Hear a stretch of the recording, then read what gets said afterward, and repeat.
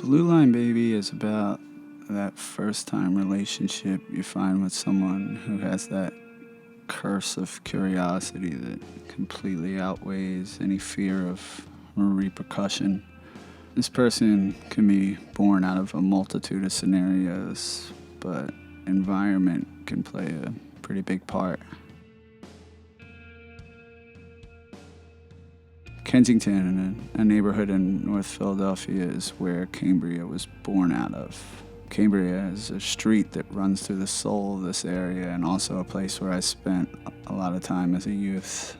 During that period, Kensington had become the heroin mecca of the U.S. Within a decade, it was pummeled almost into oblivion with poverty and extreme addiction, violence, and mass death. Being a child growing up in the midst of all this chaos often leaves you learning by force to deal with loss and addiction, and it really just cuts many of the options you have moving forward down to only a few roads that are just littered with obstacle after obstacle.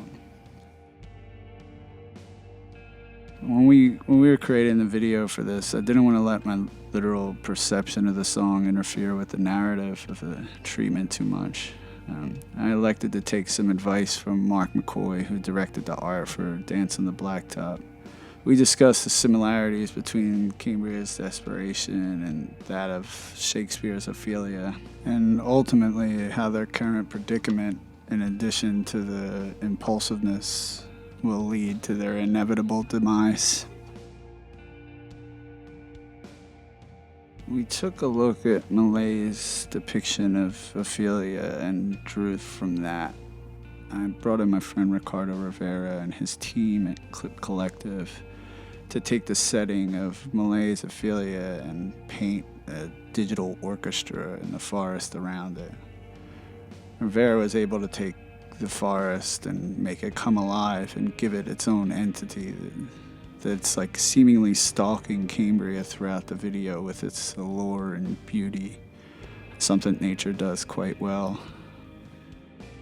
We were absolutely blessed to have casted Sarah Skinner, and she played the role so effortlessly, and her movements spoke a language without words and gave every scene its own dialect. It was really stunning.